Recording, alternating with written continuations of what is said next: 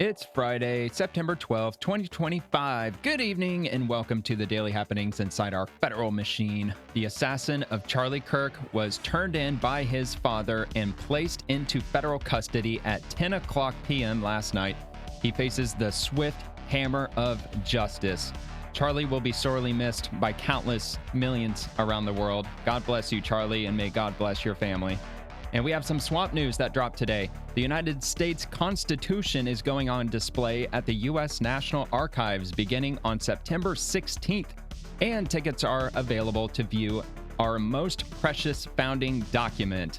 The USDA Economic Research Service releases data and statistics on the growth of rural settlement since the COVID era. And the little brother of the B-2 stealth bomber, the B-21 Raider, has officially taken its first test flight. It now heads off to join the Air Force test flight campaign at Edwards Air Force Base. An ICE officer was critically injured in Chicago today while attempting to conduct a traffic stop on an illegal immigrant who struck the agent and tried to run over multiple other ICE agents. The illegal was shot and killed as a result. The IRS announced that if you started making payments on a car loan after December of 2024, you may, and if you make $100,000 or less, by the way, you can deduct interest paid on that car loan, and we'll take a look at those details too. And also, a federal court gave the Trump administration the go-ahead to begin deportation proceedings for over 500,000 immigrants after a lower federal court previously blocked the attempt to do so. And there's a lot more that happened today, so we're just going to get started, and we're going to dive right on in. And if you enjoyed the video, please like the video and subscribe to the channel if you have a quick second to do so. I would really be grateful if you do. And everything I share in the video, pretty much everything was posted within the last 24 hours. I think I've got like one or two Charlie Kirk related material that dropped yesterday that I felt was right to share. Yeah, just given the news, just a few things that I didn't catch yesterday. And most of the Charlie Kirk related content, which I do have some, it's going to be at the end of the video. For the most part, I'm going to stick with the swamp news to start the video with. And with the exception of just a couple that I came across just in the last minute, right before I started the show, I was just doing a last minute scroll through and I came across this one, for example, from Nick Sordor.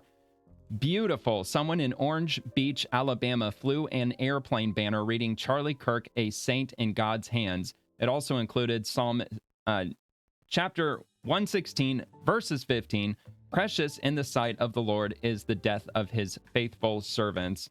And it wraps up with, I love to see the world honoring Charlie. It's only 7 seconds, but that's all right. We'll give it a quick look here.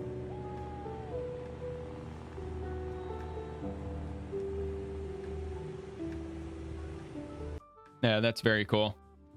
And there's another one that I saved for the end of the video that's also very touching, very heartwarming, and sad at the same time. But it was an amazing moment to see, and it has to do with Charlie arriving back in Phoenix, and the air traffic control at the airport gave him a very respectful welcome home, and it was amazing to see. And I'm sure there has to be countless instances of this happening all around the world. There's only so much that any single one of us can look through. I'm sure it's just a massive outpouring of support for Charlie and his family. So, yeah, just impossibly difficult times right now. So anyway, I'm going to go ahead and move on to this one. Speaking of which, this is an update from a channel or a profile called Tour Golf. I'm not familiar with them, but I did come across this in my feed earlier. They keep fucking around and they keep finding out. This is an update. Official tracker, the current number of lunatics that lost their jobs from celebrating Charlie Kirk's assassination. As of 2 hours ago, at least, it was at 658. I can guarantee that there are way more than 658 that were outwardly celebrating the assassination, especially over on Blue Sky, to the point where the Blue Sky platform was warning their users to tone down the violent rhetoric. And I don't think they went into any more detail than that, but my first thought was they're telling them to do so because there are there's businesses, there's authorities, there's officials, and there's prominent influencers who are looking out for people who are saying very strong, violent, and evil things toward Charlie Kirk. And they're reporting them to their places of employment. They're basically, mass reporting them to get them canceled, just like the left did back in the late 2010s and into the early 2020s. That was very frequently used by the left. Anybody who was outspoken that they didn't agree with, they would call and get their bank accounts canceled. They'd call their landlord, try to get them kicked out. They call their employer. I mean, these are the tactics that the left employs. So it's a very big number, a lot bigger than honestly that I would have expected. I would have expected dozens, not hundreds, but I mean, that's good to see. I mean, that makes me happy because a lot of these people who were fired, they're nurses, they're doctors, they're city council officials. Like, these people they're in what's supposed to be highly respected positions of the community, and they serve the community in one way, shape, or form. And that's, that absolutely completely uncalled for, especially and as influential as Charlie was, as religious as he was, he always spoke good things and trying to get our political discourse settled down, the violence. And, I'm sure anybody listening to this, I mean, you know what I'm talking about with Charlie Kirk. He always spoke very powerful, very influential words in all the right ways, traditionalism and everything, anything that aligns with conservatism in America. So, all right, so into the swamp news. Eric Daugherty breaking big Trump win. Federal court greenlights President Trump canceling temporary legal status for over 500,000 migrants from countries such as Nicaragua, Haiti, Cuba, and Venezuela under Joe Biden, per Fox. Article 2 is winning. It's official. Activist judges are not the president. No, they are not. 500,000, man, that's a lot. And, that's a lot of open job positions potentially, I suppose. But I don't know. Maybe they're not working. Who knows? Maybe they've been consuming the taxpayers' dime for God knows how many years at this point. And moving on to the U.S. Commerce Department, American advanced manufacturing will create high-quality, high-paying jobs. Products once made overseas will now be made at home by Americans. This is how we strengthen our economy and secure America's future. Let's check this out. Advanced manufacturing coming back to America will create so much opportunity. Technical jobs, right? Right now, the iPhone is made in China because there's a million workers who are technically doing the work. Okay? The million workers technically doing the work. iPhone says they're going to move it also to India. Why? Because there's million workers who could technically do the work. Cheap. When a robotic arm, and you've seen like a modern auto plant, right? There's lots of automation, but there's 3,000 technicians working there, right? As we get those robotic automation, edge AI, these jobs are going to be able to come to America. And that is what is being built here. And those are going to be tens of thousands, going to hundreds of thousands, going to ultimately 5 million American jobs. So, he actually does bring up a good point I never thought about. For positions that are AI intensive, these AI data centers being set up in the United States, it would almost have to be the case that these jobs that are heavily reliant on AI infrastructure would have to be employed in America potentially, although AI is probably connected to the internet. So there's probably going to be some potential for that to be spread out overseas by companies who want to take advantage of cheap labor. But on the other hand, maybe not. I would think that they would want these AI data centers to be as far away from internet access as possible. Because could you imagine if somebody was able to hijack one of those AI data centers or infiltrated in a way that they could exploit it?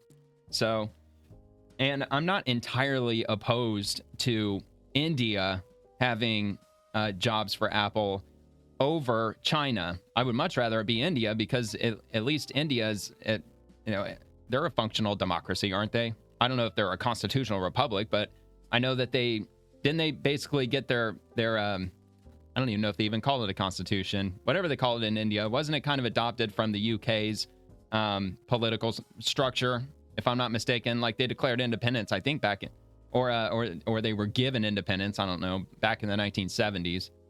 So that's why it always surprised me that all these jobs went to China and not India. Isn't it like 30% of the Indian population? Don't they speak English? I don't know. I just never got that. Like, why would we send jobs over to a communist country, especially back in the 70s and the 80s when we were still pretty hardcore anti-communist? That never really made sense to me.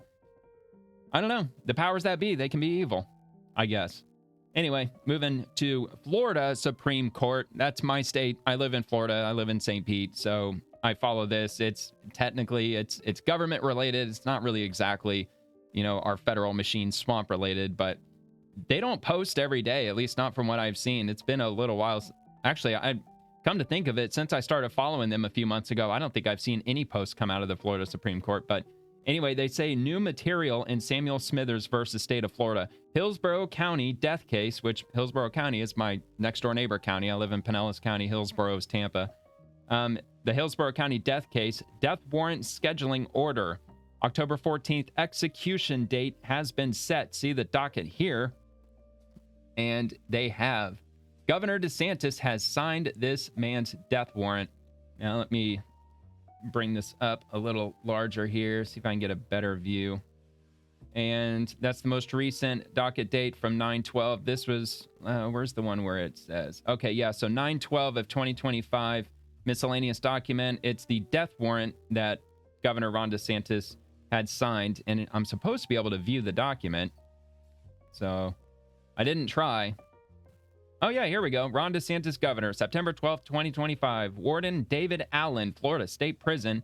The execution date for Samuel Lee Smithers, and his number is 124639, Department of Corrections. Dear Warden Allen, enclosed is the death warrant that I signed to carry out the sentence for Samuel Lee Smithers, as well as certified copies of his judgment and sentence. I have designated the week beginning at 12 noon on Tuesday, October 14th, 2025, through 12 noon on Tuesday, October 21st, 2025, for the execution. I've been advised that you have set the date and time for execution for Tuesday, October 14th at 6 o'clock p.m. This letter is incorporated into and made a part of the death warrant identified above. Sincerely, Ron DeSantis, Governor. So Samuel Lee Smithers, to be honest with you, I'm honestly not familiar with Samuel Lee Smithers. Usually when it comes to death penalty cases, it's usually something that happened a really long time ago. I mean, Florida, we do love to put people to death, but it still takes fucking forever, man. It takes way too long. Like 20, 30 years. Like, what was his name? Bobby Joe Long. He was the big serial killer that we had in the Tampa Bay area back in the early 80s. I think he murdered like 8, maybe 10 women over the course of like a year or something like that. So, he was put to death only just a couple years ago. I think it was in like 2022. And he had committed his crimes like back in like 1984, 1985, something like that. All right, so is it going to let me copy this? I don't know what's up with these search results. Limp Bizkit, Making Love, Morgan Wallen. What the fuck does Brill contact? It goes to private window. I'm not signed into this. It's a brand new incognito window. Like people looking up some weird shit on Google these days. All right, so let's see. Samuel Lee Smithers.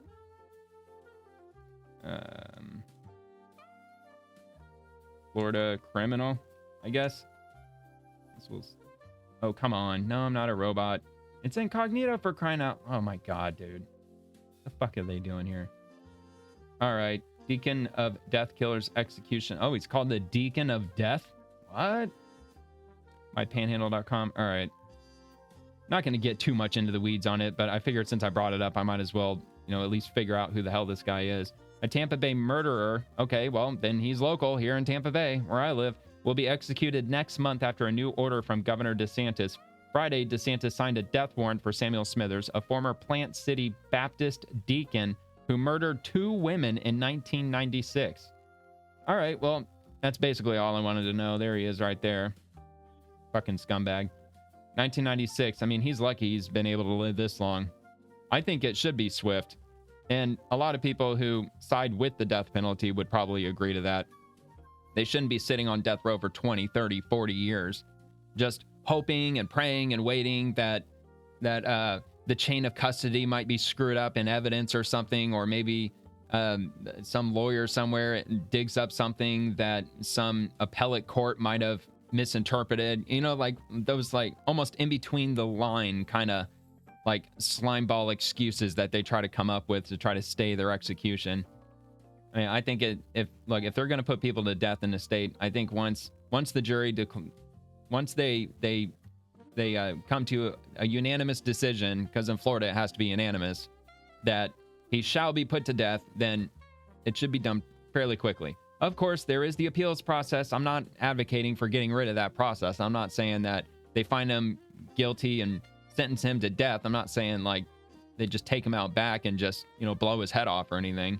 I mean, I'm just saying like the appeals process, maybe give it a year to get the appeals process, through, and whatever any other process there might be, like 2 years maximum. I think that's plenty of time, in my opinion. But anyway, let's move on to the White House. In case you missed it, we're going to Memphis. Memphis is deeply troubled. We're going to fix that just like we did in Washington. And this is President Trump. He was on Fox and Friends this morning. I didn't have a chance to catch it because I was working all day, but here's a quick clip from that. We're going to Memphis. Memphis is That's the next city. Deeply troubled. And the mayor is happy. He's a Democrat mayor. The mayor is happy. And the governor, Tennessee, the governor is happy. Deeply troubled. We're going to fix that just like we did Washington. Yeah, don't they call a region of Memphis or Memphis itself the Bay Area? Isn't that another city they call the Bay Area? Obviously, like me living in Tampa Bay, they call it the Bay Area. But anytime somebody hears Bay Area, they think of San Francisco. I don't know. I used to listen to Lil White, Lil White back in the day. He was from Memphis, Tennessee, and he has a couple of tracks talking about the Bay Area. So I don't know. I know it's not on a large body of water. It's on a river. What, the Tennessee River or something like that? I'm honestly not for sure. I just know that it's in Western Tennessee. That's all I know. But all right, so let's move on to travel. State Department. If you're going to Mexico, you might want to listen up. Mexico City anti-gentrification demonstrations are expected to take place on September the 14th. So you're getting like a 2-day head start. At previous demonstrations, protesters vandalized property and threw rocks at people perceived to be foreigners. U.S. citizens should avoid participating in demonstrations that may be deemed political by authorities, as Mexican law prohibits political activities by foreign citizens, and participation may result in detention or deportation. And more can be found here on this link, which I'll put in the description if you want to check that out. It's going to start with mx.usembassy.gov. It's definitely going to be the only one, starting with that down in the description. So, yeah, hopefully it doesn't get too crazy. I have heard that before. I have heard that it's very affordable to move there. The internet's supposed to be pretty solid. Like people, especially during COVID, there were a lot of people that were looking to move to Mexico City because it's a very large city, very urban. At one point, like back when I was in high school, like 20 years ago, Mexico City was the largest city in the world by population. Might still be. I know it certainly was back then. But yeah, apparently the tensions have inflamed down there with regard to probably not just U.S. citizens, but other citizens from other parts of the world. I think maybe one too many ended up moving down there, and it's pissing a lot of people off, which is very interesting. And frankly, it's kind of hilarious, really, because the amount of Mexican citizens that we've taken in, both legally and illegally, and they've got the nerve to attack American citizens that have settled in Mexico. I think that's beyond fucked up. It's unbelievable, man. All right, IRS news. The IRS has shared new details about deducting interest paid on a loan used to purchase a qualified vehicle. Learn about this provision of the One Big Beautiful Bill at ...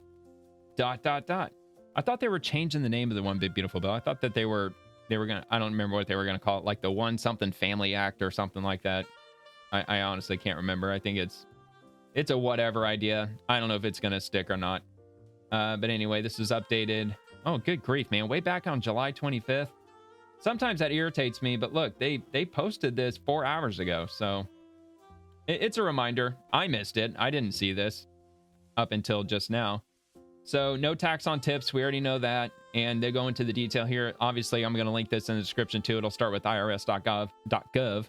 So if you want to read the details on no tax on tips, there's also no tax on overtime. And then it gets into what I wanted to take a look at. No tax on car loan interest.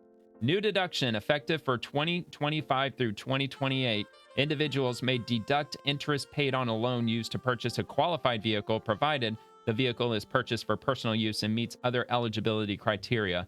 Lease payments do not qualify. Maximum annual deduction is $10,000, which would be really helpful for just about everybody. Deduction phases out for taxpayers with modified adjusted gross income over $100,000, or if you're jointly filing 200K. Qualified interest. To qualify for the deduction, the interest must be paid on a loan that is originated after December 31st, 2024, and also used to purchase a vehicle, the original use of which starts with the taxpayer, which means used vehicles don't qualify. And it has to be a personal use vehicle, so you can't use it for business or commercial use, and also secured by a lien on the vehicle, so like a bank owns the vehicle. And if a qualifying vehicle loan is later refinanced, interest paid on the refinanced amount is generally eligible for the deduction. All right, that's interesting. Qualified vehicle. A qualified vehicle is a car, minivan, a van, SUV, pickup truck, or motorcycle with a gross vehicle weight rating of less than 14,000 pounds, and that has undergone final assembly in the United States. And the location of final assembly will be listed on the vehicle information label attached to each vehicle on a dealer's premises. Alternatively, taxpayers may rely on the vehicle's plant of manufacture as reported in the vehicle identification number to determine whether a vehicle has undergone final assembly in the United States. I think it starts with a 1, doesn't it? I believe it could be an A, but I think it's actually the number 1. If your VIN number starts with the number 1, then it was assembled in the United States. The VIN decoder website for the National Highway Traffic Safety Administration provides plant of manufacture information.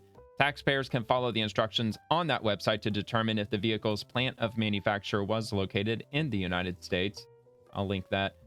Taxpayer eligibility deduction is available for both itemizing and non-itemizing taxpayers. The taxpayer must include the vehicle identification number of the qualified vehicle on the tax return for any year in which the deduction is claimed. And for reporting, lenders or other recipients of qualified interest must file information returns with the IRS and furnish statements to taxpayers showing the total amount of interest received during the taxable year.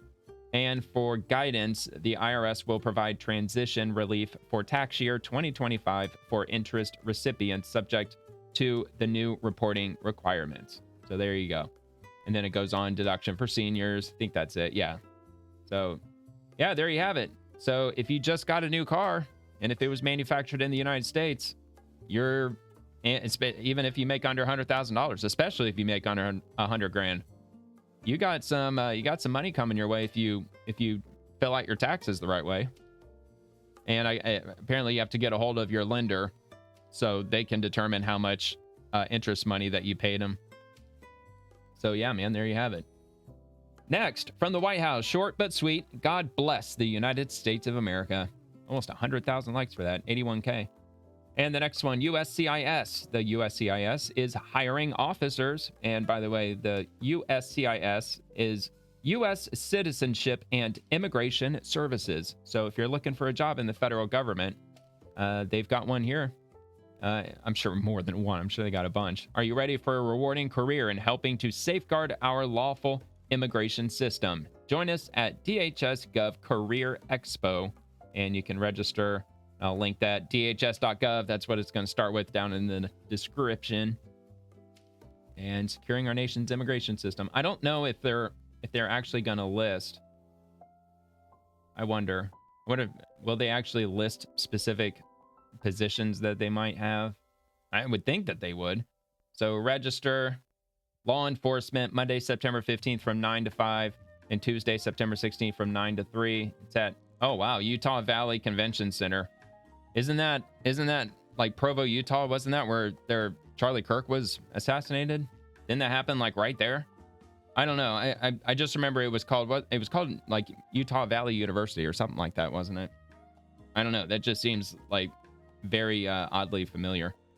All right, I'm not really sitting here. Let's see, participating components and offices, law enforcement career opportunities available. Okay, yeah, so they got them here. Law enforcement career opportunities, U.S. Customs and Border Protection, Federal Protective Service, U.S. Immigration and Customs Enforcement, Transportation, Security, TSA. All right, there you go, U.S. Citizenship and Immigration Services. So they've got Immigration Officer, Immigration Services Officer, Intelligence Research Specialist. Oh yeah, and they even have the cities. Atlanta, New York, Newark, Salt Lake City, Camp Springs, Maryland, Atlanta, LA, Lincoln, Nebraska, Camp Springs. So if you live in any of those cities and you're looking for a change of career, or if you're already in law enforcement or maybe in security or something like that, and I'm sure they got a pension. Doesn't pretty much everything in the federal government have a pension? I don't know. I know the post office does, so I assumed everybody else would. All right, moving on. Secretary Marco Rubio, the U.S. stands with our Philippine ally in rejecting China's destabilizing plans to establish a national nature reserve at Scarborough Reef. This is yet another coercive attempt to advance China's interests at the expense of its neighbors and regional stability. Scarborough Reef. Of course, it's going to be near the Philippines, but where is Scarborough Reef exactly? It sounds vaguely familiar. However, I don't think that I've actually seen it. I'm curious to know exactly how close it will be to... hold on, let me get... Zoom. All right, Philippines. I'm not great at geography, but I know where the Philippines are. They are right there. Boom! So it's probably over here, wouldn't it be? Here, let me just do this. Whoops. Scarborough Reef. All right. Oh, wow. Okay. So is it submerged? Looks like it's submerged. If it is, it's barely submerged, man. Oh man, what a terrible freaking satellite view, man. That's not a good view at all. I mean, they've got it outlined. Maybe during low tide, maybe it's not underwater. Oh yeah, here we go. Yeah, I bet it probably does. I bet the high tide probably does wash over that. Don't tell the climate change folks. They're going to freak out. All right, here we go.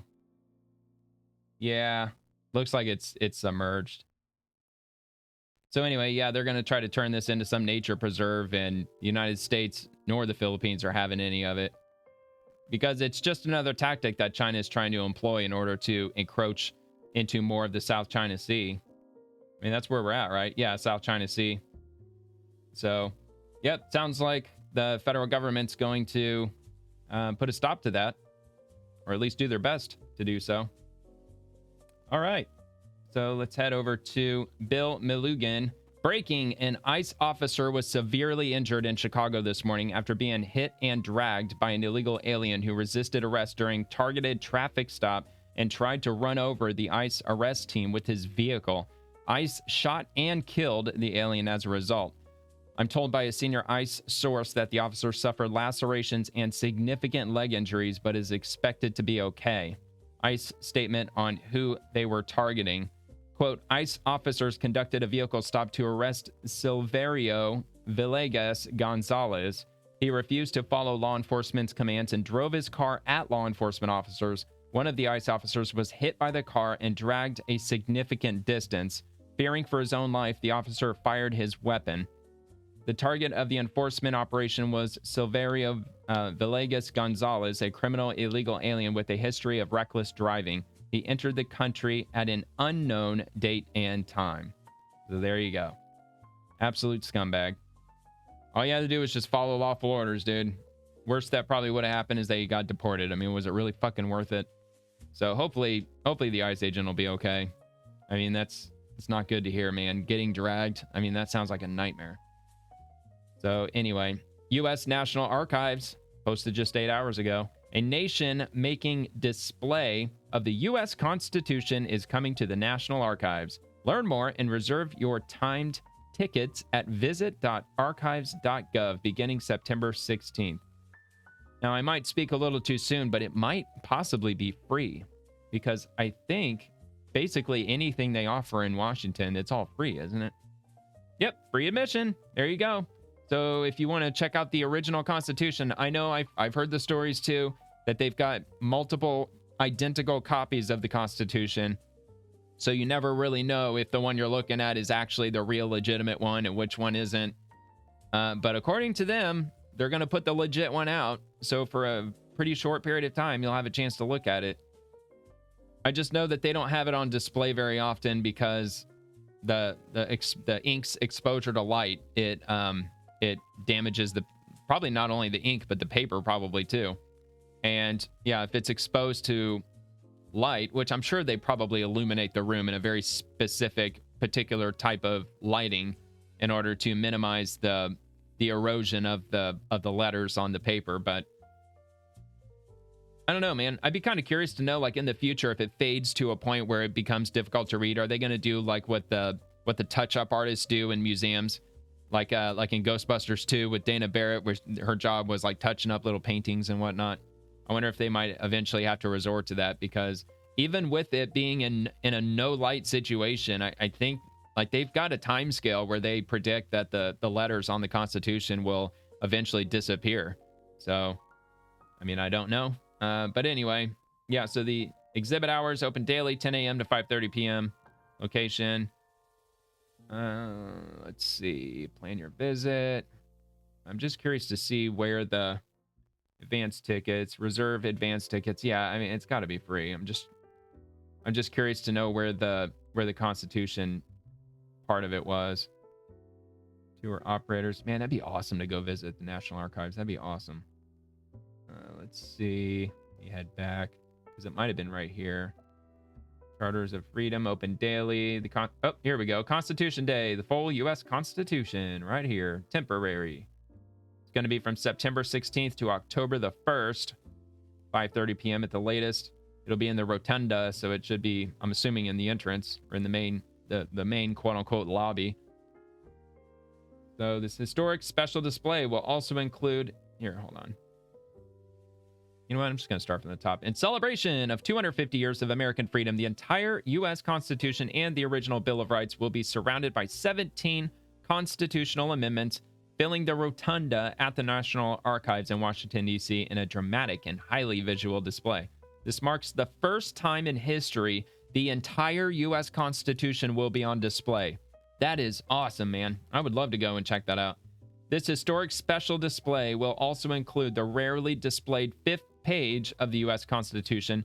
This original document outlines a set of instructions to the states on how to implement the Constitution, signed by George Washington as president of the Constitutional Convention. The display will open to the public in the rotunda on Tuesday, September 16th, and remain open through Wednesday, October 1st, and visitors can view and experience the entire Constitution during regular museum hours from 10 a.m. to 5:30 p.m. Those visiting within those dates should anticipate longer than usual wait times, and visitors are encouraged to reserve timed entry tickets. So it sounds like you technically don't have to get a timed entry ticket. However, it's probably the equivalency of a fast pass lane, like in Universal Studios or something. And that's definitely something I would do. I probably would plan the entire day around just that one event. So to provide more opportunities to see the special display, the National Archives Museum will be open extended hours until 7 p.m. on Saturday, September 20th, and Sunday, September 21st, as well as Saturday, the 27th, and Sunday, the 28th. The display of the entire U.S. Constitution is part of the National Archives celebration of the 250th anniversary of the United States. So if you were wondering, like, why the special occasion, there you go. Because we're about to celebrate our 250th anniversary. A quarter of a millennia. I'm sure there's a particular word used to describe that, but I don't know. Other upcoming activities at the National Archives include the opening of a new permanent exhibition space, the American Story and Discovery Center, in October of 2025. The new galleries at the National Archives Museum will be the first and only museum experience in Washington, D.C. to use artificial intelligence to bring visitors individualized opportunities to explore American history. I'm curious about that. I don't know, maybe they give you like one of those like headphone type devices and you plug in like what do you have the most interest in? American history or astronomy or this, that, and the other. I don't know, just a wild guess. But that's pretty cool. I dig it, man. That'd be awesome if I could head up there. I can't, but that would be awesome to be able to do that. So yeah, I mean, if you live within what would you say, 4 hours, maybe 5 hours?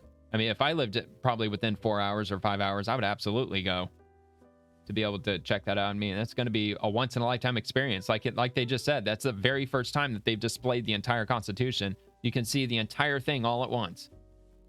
So I'm sure there's going to be a bunch of stuff like that happening over the next year.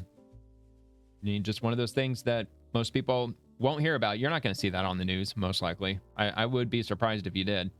All right. Also from the U.S. National Archives, I figured, once they talked about displaying the Constitution, I figured I might as well get on a roll with this, because I've seen posts from the National Archives since I started doing this show, and it's usually it's similar to this with Jesse Owens. They'll post some old black and white photo. It's usually not really related to anything at all. So for the most part, I skip past it, but I figured since I already mentioned the National Archives once, I might as well do it a second time. And this was just from 5 hours ago. Jesse Owens, known as the fastest man alive during his time, was born on this day in 1913. This 1936 snapshot captures Jesse Owens during the Berlin Olympics, where he won 4 gold medals in 4 events: the 100 meter, the 200 meter, the long jump, and the 4x100 relay, pissing off Adolf Hitler beyond belief, which was fucking hilarious and awesome. And good for Jesse Owens, representing the Stars and Stripes, the USA, in fascistic freaking Berlin. All right. Also, National Archives, it would take close to 50 years for his achievements to be matched by Carl Lewis in the 1984 Olympics. Hey, that was the year I was born. That was in Los Angeles, too. The National Archives holds many historical documents and photos related to Jesse Owens. Explore these records in the National Archives catalog. Dude, you could probably spend a lifetime in the National Archives with all the stuff they got in there, man. I'm sure you could.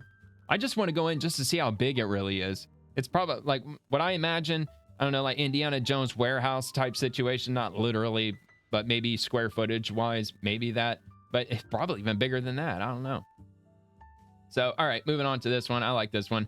Office of the Secretary of the Air Force. Here are photos of the second B-21 Raider test aircraft taken off from Palmdale, California to join the Air Force's flight test campaign at Edwards Air Force Base today.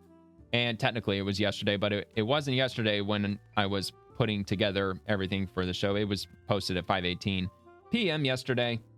And these are the images of the B-21 or the B-21. What, I don't know. Do they call it the B-21 or do they call it the B-21? I'm just going to go with 21. B-21 Raider. And that's one image of it while it's in its test flight. That's the other one. It's not as big as the B-2. Let me see if I can get a side-by-side. You know what? Let me try this. I prefer to do the incognito because it won't be... Because I think Google kind of custom tailors your search results over a period of time. And if you're not signed in, I think it'll give you a more generalized result.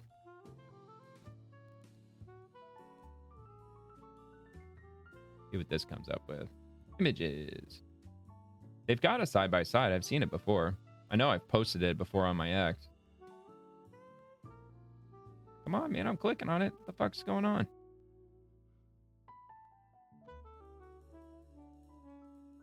All right. Well, that's working. Good grief, man. Why the fuck did it take that long? There it is. That's the image that I've seen before. See if I can make this any larger. Yeah, that's it right there. Get out of the way. Yep, there it is. That's the B-21 Raider right there. And then that's the B-2 Stealth bomber that we all know. Very familiar with. So yeah, it's more like diamond shaped. It's got a very interesting shape to it. I mean, they're roughly the same size, but I think, yeah, I'm pretty, like, just at first glance, I'm pretty sure that the B-21 Raider is smaller. I believe I've read that somewhere. So I'm sure they're going to have different missions, different parameters, maybe just completely different circumstances, maybe, or maybe not. I don't think that they're using the B-21 Raider to retire the B-2. I think they're going to keep using the B-2. So, and if I'm not mistaken, the B-21 Raider was a lot cheaper to produce, but still not cheap. It's still really expensive. So these are different stealth bombers.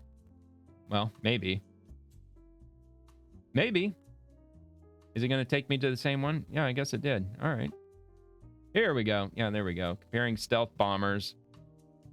The new B-21 Raider bears a family resemblance to the B-2 Spirit, but the two bombers will differ substantially in size and likely their number of engines and payload. Critically, the B-21 will also be far more advanced in terms of low observable technology, at least 2 generations beyond the B-2. Holy crap, man.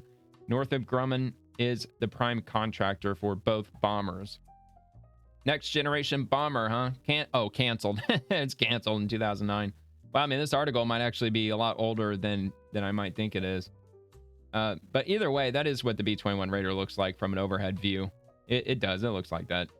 So anyway, yep, they're in test flight mode. First time I heard about it had to have been at least 5 years ago, maybe even longer than that. They've been talking about the B-21 for a long time. And yeah, I've been looking forward to it for a while. And they just announced that it's finally in test flight mode. It's actually up in the air. They've actually produced them. So very cool. Would not want to be on the other end of that thing. I remember back at right after September 11th, they're like way back. Believe it or not, that technically there were memes back then. They just didn't call them memes back then. But I remember somebody sharing an image. I think it must have been emailed to me because this was before even the MySpace days. But I remember seeing an email on the internet, or an image on the internet of the B-2 stealth bomber, like an overhead view, somebody taking a picture of it from on the ground, and underneath the wing, it said, if you can read this on one side, and on the other side, it says you're fucked. So it was right after the whole September 11th thing. People were still, expressing their fury as to what happened. All right, so let me see. For this one, this was posted also on the same day. The second B-21 Raider, so there's two that they've got so far, has taken flight with two B-21s now flying. Our test campaign accelerates. We're advancing mission system and weapons evaluations to ensure this aircraft delivers unmatched strategic deterrence and combat power for the U.S. Air Force. Just absolutely crazy, man. It's like they plucked it like straight out of a science fiction movie. It's like they created a portal and they just yanked a plane from, I don't know, like 500 years into the future or something. Anyway, U.S. Coast Guard Southeast, hashtag new news, and U.S. Coast Guard cutter Heriberto Hernandez repatriated 66 aliens to the San Pedro de Macorís, Dominican Republic Thursday following the interdiction of an unlawful migration vessel voyage in Mona Passage waters off Puerto Rico. Wow. There's 66 in that boat. I mean, that's what they said. Yeah, they said 66. Good freaking grief, man. I wonder where they were heading. Maybe, I mean, realistically, maybe Puerto Rico. I don't know if they really expected to get all the way to the United States from freaking Dominican Republic. That's kind of a long way. Just a little bit. All right, Coast Guard repatriated 66 aliens following the unlawful voyage vessel interdiction. Let's see, a crew of Coast Guard cutter. We already got that. They were transferred to awaiting Dominican Republic Navy authorities, including 48 individuals. 41 were men and only 7 were women who claimed to be of Dominican Republic nationality. 16 individuals, 13 men, 3 women who claimed to be Haitian, and 2 men who claimed to be Romanian. What the fuck? Why are Romanian dudes in there? What are they? Are they like trying to illegally sneak themselves into the country so they can start like running guns or some shit? No minors were identified in this case. All right, well, that's good at least. The interdiction occurred Tuesday morning after a Customs and Border Protection, Caribbean Air, and Marine branch crew on a routine patrol detected a makeshift vessel in waters northwest of Aguadilla, Puerto Rico. Aguadilla. I'm sure that Aguadilla. That's probably how you really pronounce it. Aguadilla. I don't know. I'm not very good with Spanish. Can you tell I'm not like familiar with Spanish? I know no fumar. That means no smoking, right? And mi amor, that means my love. I'm trying to think. Alto. Doesn't alto mean stop? I don't know. I've been to Puerto Rico a couple of times. It's very strange going there for the first time. It was like going into like the Twilight Zone because they've got shopping malls that look just like our shopping malls. They've got Walmart super centers. I did go into one of their Walmart super centers. Looks identical to my local Walmart super center, except everything's in Spanish. It was just very bizarre, very weird. But yeah, very much like the U.S. McDonald's, Burger King, everything. I mean, obviously it is. It's fucking Puerto Rico, man. It's U.S. territory. Of course it is. The same with the Virgin Islands. It's just like that too. Like the U.S. Virgin Islands, they've got Pizza Hut, they got Mickey D's, and so on. All right, so that's the gist of it. Yeah, so that happened. People heading, actually, just real quick, did they say where they were trying to go? Hold on. stopped. They disembarked. Let's see. We think so on and so forth. Okay, hold on. Oh, they continue. All right. The Coast Guard, air, land, and sea assets in the Florida Straits, designed to protect the safety of life. All right. So no, it doesn't look like. I'm just gonna assume that they were trying to get into Puerto Rico. That would be my educated guess. My very, very limited educated guess.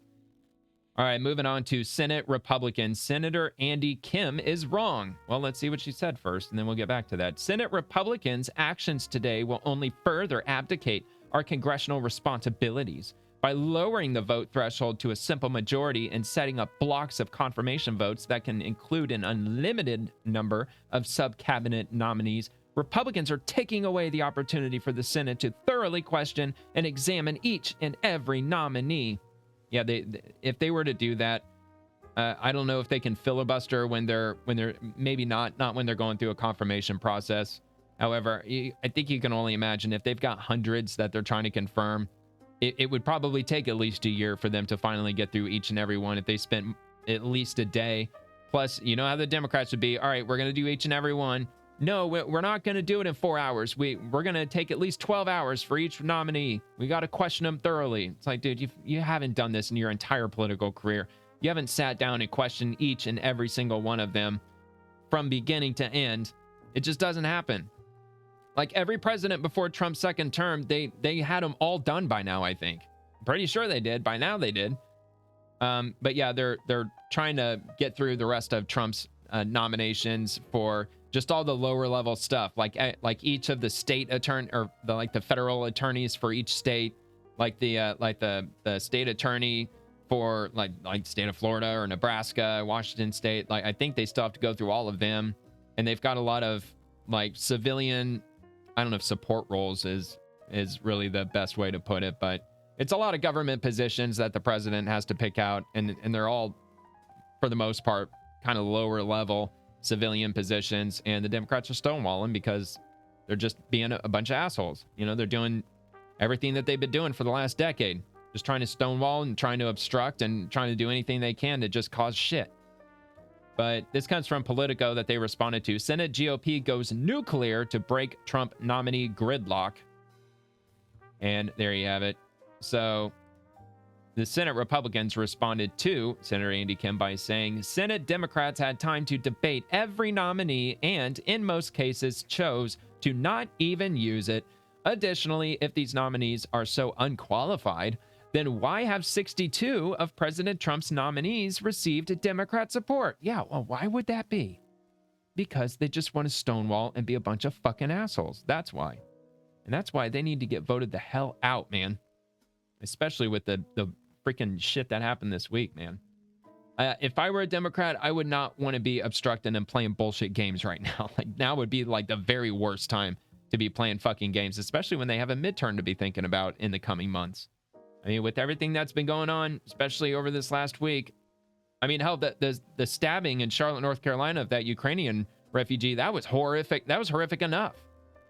And I was thinking like, dude, they're going to have a hell of a time if that stays in. Of course, the mainstream media, they did everything they could to just completely sweep that under the rug, not talking about it at all. So, which of course is what they're going to attempt to do, you know, once, I'm assuming like once like Charlie Kirk's funeral happens, I would be very surprised if they in any way showed any of it, like live streaming or what have you. I would assume it's going to be private. Yeah, honestly, I don't know how they're going to do that. I don't know if they're going to transport him from like maybe from a church to where they're going to lay him to rest. And I'm assuming that's probably going to be the case. And I can only imagine the absolute enormous amount of people. Like it reminds me of like Chris Kyle, the shooter, the sniper for the U.S. Was it the U.S. Navy? I'm trying to remember which branch he was in. But he was the one that had the most confirmed kills of any other service member in American history. It was Chris Kyle, wasn't it? Pretty sure. But like during the same thing, like when he was killed by that vet, I don't know if it was an army vet, whoever the hell that dude was. But yeah, anyway, when when they were transporting him from where his funeral was to where they were laying him to rest, it was just like nonstop people on the side of the road, just American flag showing support. I mean, it's going to be, I think it's going to be unlike anything we've ever seen. The amount of turnout for when they transport Charlie Kirk during his funeral procession, it's going to be unreal. So, like, probably less people for presidents that are getting buried, I would think. I mean, that's how influential Charlie Kirk was. Like, everybody knew who Charlie Kirk was. All right, so Senate Judiciary Republicans. Looks like we're going to be kind of sticking into the same vein as this last post here. So it says, watch, Democrat ranking member admits he supports multiple U.S. attorney nominees, but Senator Schumer is demanding his party object to all U.S. attorneys, though. The Democrat Party is holding law enforcement nominees hostage in an act of destructive partisanship. I would approve those. I'm not going to object to them. I can't stop any other colleagues from raising that question or that issue on the floor. But in terms of Senator Grassley, on at least 3 of these nominees, I agree that I would not object. So then the objection is coming from Senator Schumer? I think it's... Let me answer that question. Okay. Yeah, it came from Senator Schumer. Wow. Well, what the fuck, it did. Man? Well, not, yeah, they're playing fucking games. They're stonewalling. Senator Schumer's a fucking scumbag, man. He's one of the most evil fucking people in Congress. Maybe even worse than Nancy Pelosi. Well, no, probably not. She's pretty fucking evil. I don't know, man. I'm sure there's something online where do you rank Democratic leaders from most evil to least evil? That would be a real conundrum to try to figure that one out. All right, Economic Research Service. Moving on to this one talking about rural county population growth has continued in recent years. Learn more in this chart of notice. This is from the USDA. So I'm going to open up this one. This is good news, man. People are returning to small towns. Small towns have been dying like my entire life. And it looks like they might have kind of had like a bit of a peak from 2000 up through 2005 before it started slumping again. Here, let me take a look. Try to size this up a little better. Oh, it's not letting me do it. All right, there we go. That's the best it's going to do. U.S. population changed by rural-urban status, 1971 to 2024. So this dotted line here near the bottom, like that's the rate, that's flat 0. So it's been in a period of relative growth, although very small. I mean, look, we're talking 0.4%, 0.8%. That's 1.2% near the top, and it goes up to 2%. So it wasn't growth by much, but just after 2010, it looks like 2012, or no, maybe in 2010, it fell below. So it effectively started losing population at that point. And they have here, let me just make sure where, I think it might actually, okay, yeah. So it looks like it's going to be right here. So the U.S. population in rural non-metropolitan counties grew by more than 134,000 between 2023 and 24. An increase of 0.29%. I mean, it's growth, though. Might be slow, but it's growing. Although the growth rate was lower than in urban metropolitan counties, which grew by 1.1%, rural populations have grown annually from 2020 to 24 after nearly a decade of population loss. Let's see. Percent change less than 0. Population growth occurs from natural change, births minus deaths, and net migration. In migration minus out migration. Since 2017, rural counties have experienced more deaths than births, meaning that natural change has been negative for 8 consecutive years. Net migration, however, has significantly increased beginning in 2021, leading to overall population growth. Between 2020 and 2024, deaths exceeded births by 563,550. Migration added 974,379 people to rural counties. About 69% of in-migration was due to domestic migration, while the remainder was due to international migration, probably fueled in large part by illegal immigration. Find additional information on the USDA Economic Research Service topic page, Population and Migration. I'll link it. I won't get into that, but I'll just link that there. So that's some good news, man. Like just after the COVID bomb was most likely intentionally dropped. Anyway, yeah, it looks like it started growing. And like I've said a few episodes ago, like maybe about a week ago, I mentioned this, and it looks like remote work was a big driver, and also young Americans, recently married Americans, were trying to find, for lack of a better term, more affordable housing, and probably just some freaking peace and quiet. I mean, I've lived in small town America before. Like back when I was in elementary school, I spent pretty much my entire elementary school years in a small town. So, long time ago, but I very vividly remember it, and it was amazing. It was a really good place to grow up. It was very cool. It was boring, but being a little kid, you don't really know the difference between a big city and a small town. In fact, like the big city would be probably pretty intimidating, really.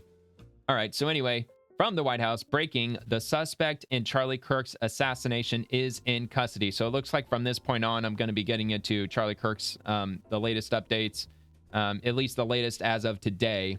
I mean, I'm probably not going to show anything like within the last hour or so, because I started this, or I finished prepping for the show like a couple hours ago.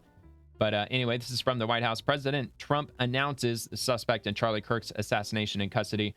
I'm pretty sure that anybody who's listening to this would have to have heard this by now, but maybe you didn't catch this because I didn't see this earlier. But President Trump was on Fox and Friends, which we saw a little earlier, but this is what he had to say. Any updates on the suspect? Yeah. Can I always say, I think, just to protect us all, and so Fox doesn't get sued and we all don't get sued and everything else. But I think with a high degree of certainty, we have him in custody, right? In custody. Everyone did a great job. We worked with the local police, the governor. Everybody did a great job. Fucking got him, man. Thank God. It's very good. It's good for Charlie's family to get closure and not have that like just open wound, like emotional, like just, yeah, you know. This came from Charlie Kirk's profile directly. It was 9 hours ago, and it's a memorandum, like a memorial. Charlie Kirk, a life of faith, a legacy that endures. And I'll repost that. If you want to check it out, I have a link to my X profile. It's in the description. You either just click on that and go straight to it, and it'll be right there, or you could just go straight to Charlie Kirk. It'll be right there on his profile. I'm sure it's going to probably be pinned, I would think. Yeah, it is. It's pinned. So it's a bit long. It's like I think it was like 3 hours long, wasn't it? It's pretty long, but I'm definitely going to give this a watch. Oh, it's 2 hours. So yeah, it's already got 14.4 million views. And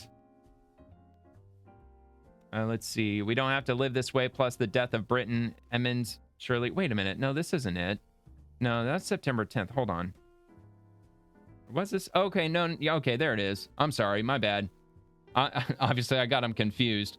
Anyway, this is the one. And I just wanted to double check to see what the time frame was for it. Yeah, 3 hours and 3 minutes. That's what I thought it was. So it's a bit of a long one, but it's definitely going to be something that I'm going to be checking out. It looks like it's just going to be a lot of the best of Charlie, some of his best moments. I mean, it's going to be good. So yeah, it looks like it's put on by Real America's Voice. So yeah, you definitely could check that out.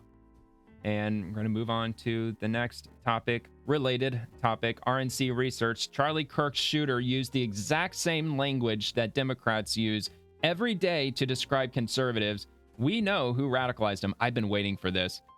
So RNC research, they dropped quite a few clips. You ready to watch some clips? You ready to get pissed off? Because we're about to get pissed off. So we'll start with this. It's the governor talking about catching the suspect, and he goes into that. He also had some really good words for the American public. I would urge you to watch it, from the Utah governor. Very heartfelt speech. He was pleading to young Americans that, you know, you are inheriting this country. We're going through tough times. It's like the 1960s all over again, and you know it's unfortunately, you know, the situation that we find ourselves in. It's young Americans that are going to eventually carry this political torch into the future. And you know, he was just saying, I just hope and pray that young Americans, you know, just find a way to try to somehow, like, not necessarily move past it, but try to find some mutual ground and get back to fucking peace again. But anyway, here, we'll give this a watch. Area with trees on the edge of the UVU campus. Investigators discovered a bolt-action rifle wrapped in a dark-colored towel. The rifle was determined to be a Mauser Model 98 30-06 caliber bolt-action rifle. The rifle had a scope mounted on top of it. Investigators noted inscriptions that had been engraved on casings found with the rifle. Inscriptions on a fired casing read, "Notices, bulges, capital O-W-O, what's this, question mark." Inscriptions on the 3 unfired casings read, "Hey fascist, exclamation point, catch, exclamation point." Up arrow symbol, right arrow and symbol, and 3 down arrow symbols. That would be Antifa. Unfired casing read, "Oh Bella Chow, Bella Chow, Bella Chow, Chow Chow," and a third unfired casing I believe read, that's also "If you Antifa. read this, you are gay, LMAO." We are indebted to law enforcement across the state who's worked seamlessly together, local law enforcement. All right, so he goes on from there. He speaks for maybe about 10, 15 minutes in total. FBI Director Kash Patel, of course, was there. I want to say he was the sheriff of the county, I think. And he was the special agent in charge of the investigation. I think I got that right. All right, so this is from RNC Research. These are all going to be... Look, dude, there's a bunch of them, man. And this is what Democrats have been saying in recent years, which almost certainly led up to the radicalization of this sniper who assassinated Charlie Kirk. Most of them are pretty small or short. I mean, this one's only about 6 seconds, but I'll just go through them one by one. Let me ask you tonight, do you think Donald Trump is a fascist? Yes, I do. Yes, I do. Unfucking believable. Running for the president of the United States, and she's calling a former president at the time a fucking fascist. All right, here's Tim Walz. The former chairman of the Joint Chiefs of Staff, Mark Milley, said, "No one has ever been more dangerous to this country than Donald Trump, and he is a fascist to his core." Let that sink in, and don't be a damn bit afraid of saying it, because that's exactly who he is. It's unfucking believable. And he just came out either today or yesterday saying some bullshit about how do we get to this point? This is not what our party is. We've never held these views. He said shit like that just either today or yesterday. The fucking scumbaggery, man. All right, let's go to the next one. Right now, the question is, are Republican members of Congress going not only to roll over to Donald Trump's will, but to roll over our democracy and allow him to take over this country as a fascist dictator? All right, let's go to the next one here. A fascist political... Oh, by the way, this is the Democrat Maryland representative, Jamie Raskin. ...party embraces or refuses to disavow political violence as an instrument for obtaining and maintaining political power in society. So everybody was on Joe Biden's case when he said that there were semi-fascist characteristics of the Republican Party. But I'm sorry, if the shoe semi-fits, you semi-wear it. That kind of sort of looks like a classroom now, doesn't it? Kind of sounds like one. And Democrat Illinois Rep. Delia Ramirez. Here we go with this one. Tomorrow, it could be any of you. It could be anyone who stands against a fascist regime that is threatening a war against its own American cities, against its own Constitution, and against our own democracy. You see, the unlawful actions used against immigrants today will be used tomorrow on anyone who is considered undesirable or a threat to fascism. Because the reality is, fascism always requires a public enemy. And these are all members of Congress, man. These are elected officials in our federal government. This one, Jasmine Crockett, I think it's in audio.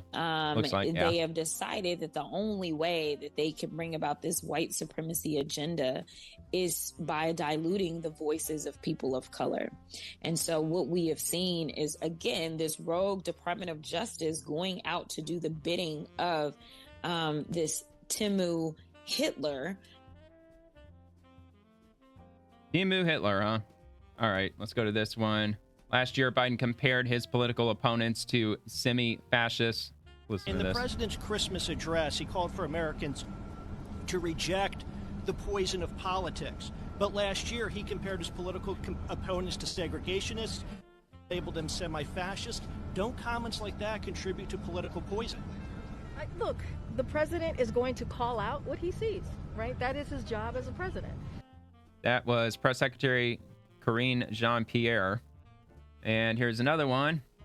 Democrat New York Rep Dan Goldman. And there's no question that Donald Trump has visions, as we saw from his video with the Unified Reich, which was a completely knowing and intentional inclusion in that video. Let's be real here. He is paving the way to become a Vladimir Putin or to become an Adolf Hitler or a Kim Jong-un.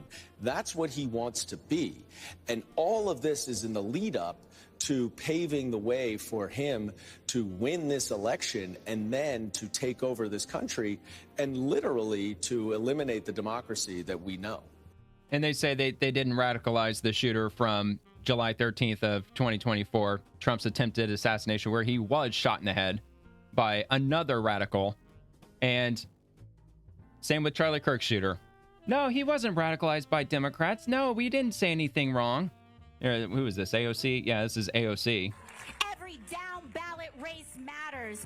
This fascist administration didn't come from anywhere. They have planted the seeds for years. PTAs, bullying people out of school boards, city councils. It's time That's to the left. put our glasses on. They do that. We got an Air Force show out here. They're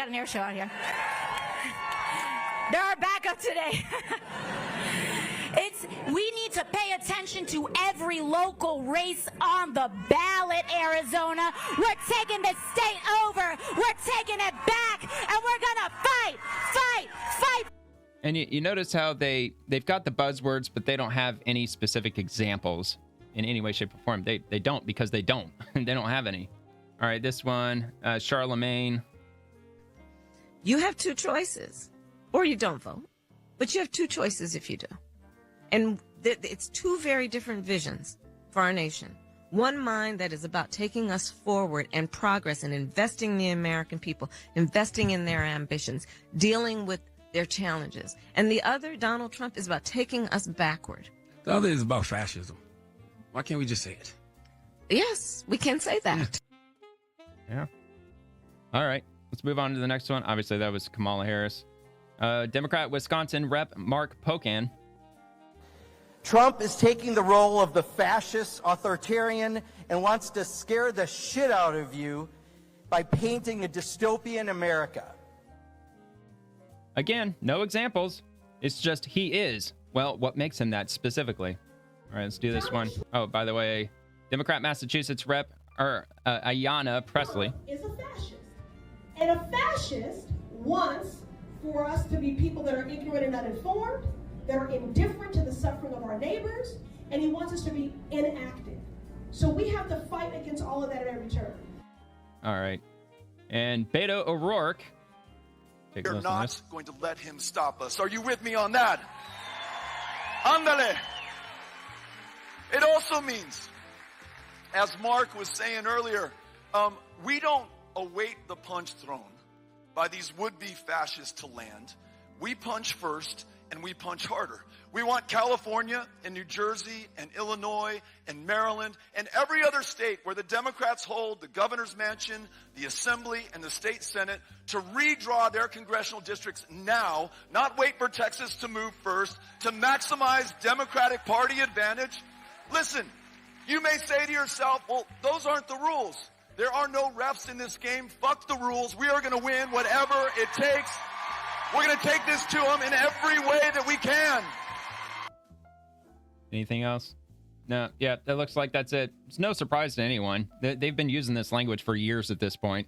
Of course, they don't have any context as to what they're talking about. Just nothing but just evil words. Evil words by evil people. All right. So, guess we'll move on to the next thing. So this is a completely different situation. The Chicago Cubs honored Charlie Kirk before their game today. Let's check this out. Today a little we bit ask of you on a to better join us note in a moment of reflection on this side of as sane. we call for an end to all political violence.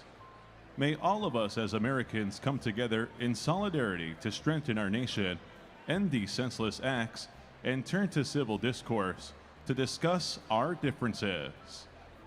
On Wednesday, political activist Charlie Kirk, a lifelong Cubs fan and Chicago area native, was killed at a public gathering in Utah, leaving behind his wife and 2 young children. Why did Please that join sound us AI, man? in a moment of reflection. Could have had a bit more of a somber voice than that. But hey, I respect them at least using the words, though, you know? So, yeah, so that happened. Looked like today. That was posted 4:19 p.m. today, or at least as of this recording. All right, so this comes from Eric Daugherty. What the fuck? MSNBC is now saying there is no theme in the assassination of Charlie Kirk, despite Tyler Robinson, who's the shooter, having anti-fascist engravings and an anti-Nazi song on the bullet casings. They want to bury it. Quote, nothing to see here. Look away. And quote, never. Take a look at this. Transpired here these last 72 hours. Von Hilliard, thank you, everyone. Please stay close. And joining us now is criminologist Casey Jordan. Casey, so much happening so quickly here this morning. We're learning as well from our own reporting that there's no indication of a prior criminal record. This is according to searches of state national public records associated with the person, Tyler Robinson. What is she going to say? Well, how do we know that he even really did it? Maybe he didn't even do it. And in his date of birth, one of the most striking details that we learned from this press conference were, again, about those bullet casings and the inscriptions, hey, fascist, the words Bella Ciao, the words, if you read this, you are gay. What do you see as the significance and you know what? They're probably going to get to the point where, well, how do we even know that that was really there? I mean, these are the right-wing fascists and the fascist Donald Trump. I think that they're just making that up. They're fabricating all this. Wouldn't surprise me at all if they start taking that turn in the coming days. Wouldn't surprise me at all. To the point where they're probably going to have to start actually releasing, documented photo evidence of everything, because they're going to start spewing that propaganda. It wouldn't surprise me. I'm not saying that they're doing it or they will do it. I just think that wouldn't surprise anybody if they started stooping to those lows. What the message is that he's trying to communicate here. Really, I would need to actually see these words in the way that they are on the bullet casings and the gun. Well, there you have it. I don't even think they were even really there. To make a proper interpretation. But just knowing what those words are, I'm kind of overwhelmed with how immature it all sounds, and that there is no really chronic theme. I think Brandy really nailed it. You have to make of it. Oh my God, you got to be shitting me. She absolutely, okay, maybe she doesn't know the inner workings. Well, you don't even have to know the inner workings of Antifa. I mean, it's fucking Antifa. Those 3 arrows, if you look up the Antifa flag, let me see if I can find it just to show you, because I don't know if it's actually going to be on any of these posts, but as far as I know, there's, hold on. I mean, I'm not well versed on Antifa either. Whoops. F-L-A-G. Okay, let's see. 3 arrows.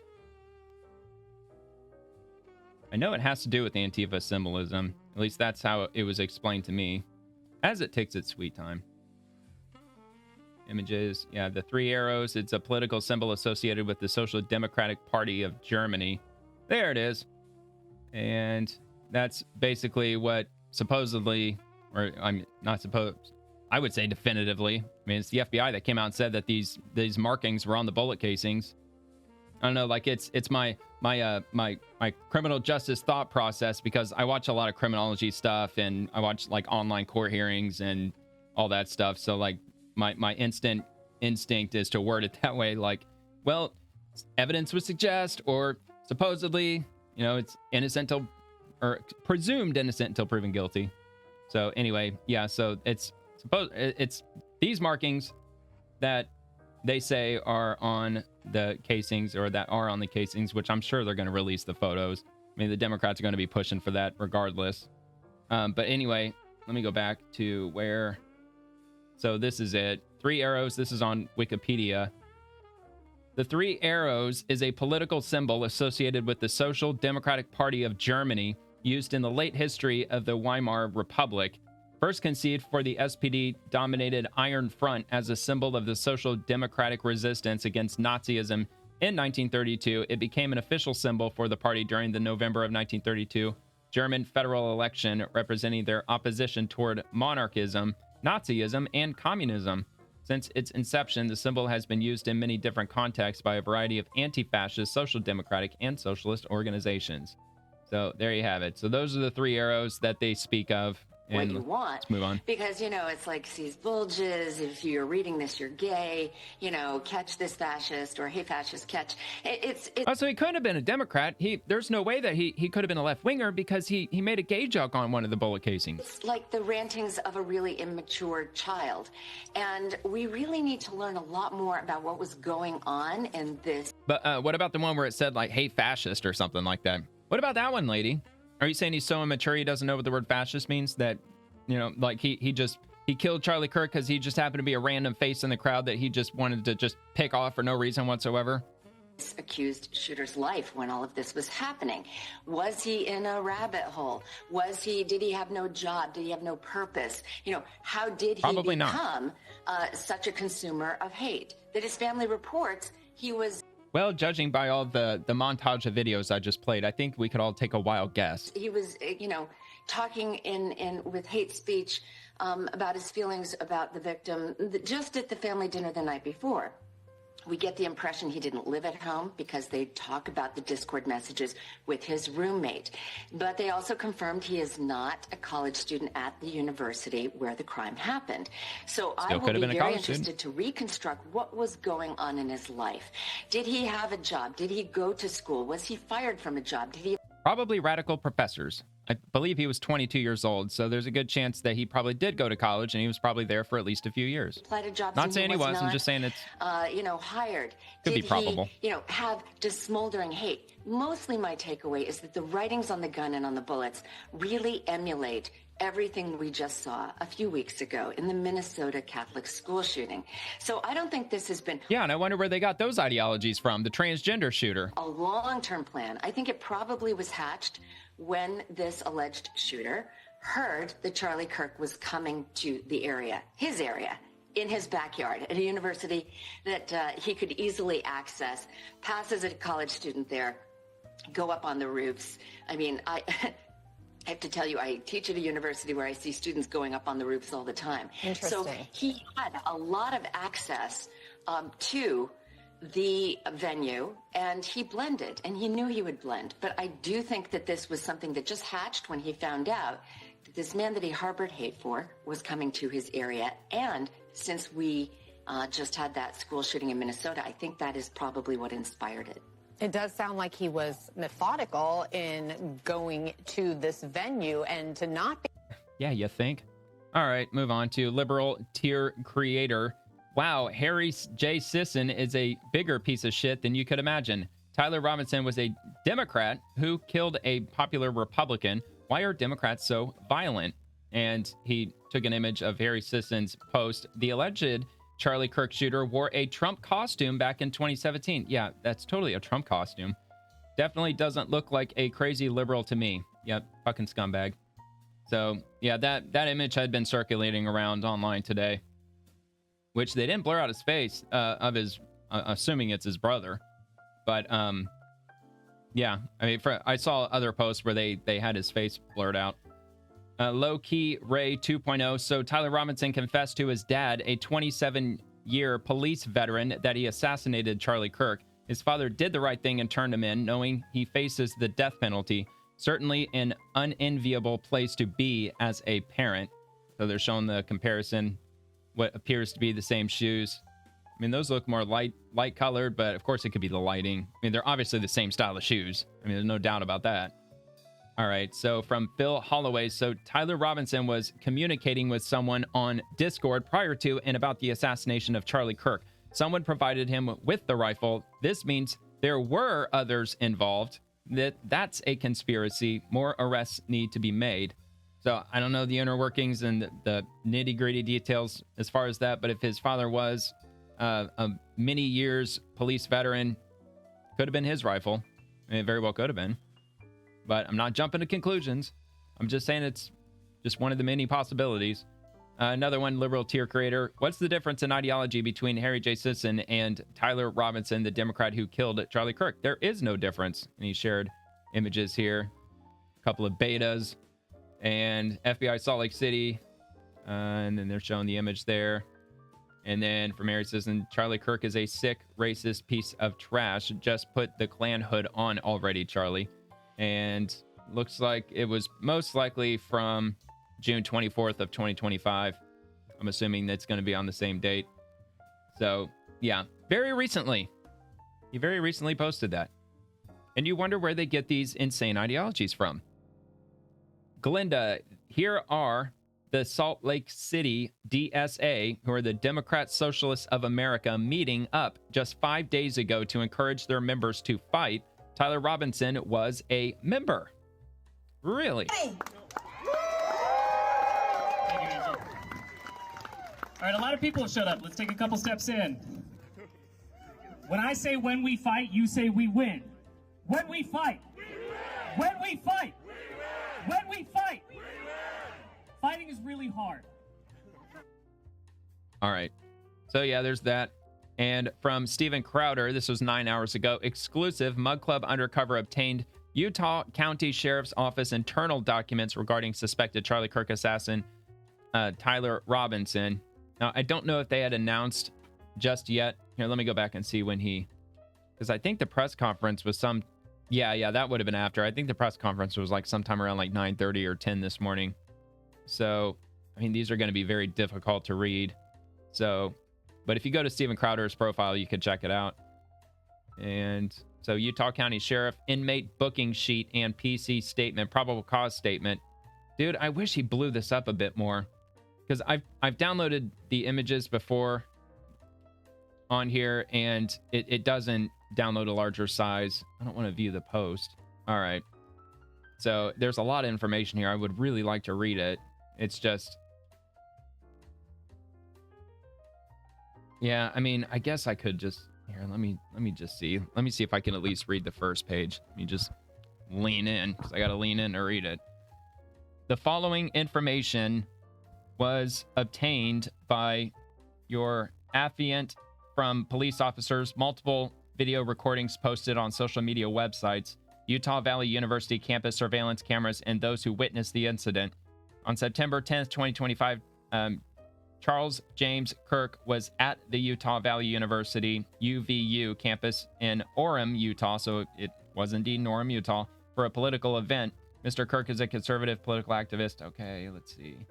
Courtyard area. Okay, who was scheduled to speak at an event in the courtyard area of UVU campus. The courtyard area is to the west of the Losi Center building.